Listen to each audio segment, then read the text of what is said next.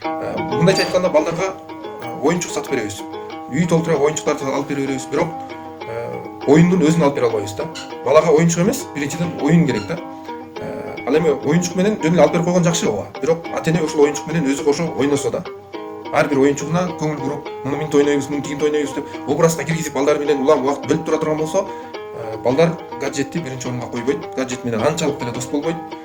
Ата-эне менен аябай тыгыз байланышта болот дагы, ар бир маселесин улам келип ата-энесине айтып берип көрсөтүп келе берет. Биз ошол убакта кармап калышыбыз керек. Эмнени айтып келди? Эмнени көрсөтүп келип атат? Ал жан дүйнөсү ошого байып атат. Ошол байып аткан нерсесин биз өз убагында көрүп, өз убагында баалап, ошого убакыт бөлүп тура турган болсок, ал биз менен эле чогуу чоңоет ошол балдар. Кийин дагы биз алар менен кенен түз сүйлөшө алабыз да. Чоңоюп калгандан кийин мен баламдын оюнда эмне бар экен, бул эмнени ойлонуп жүрөт болду экен деп досторунан сурай баштабай, өзү менен түз сүйлөшкөнгө дагы жакшы шарт түзүлөт да.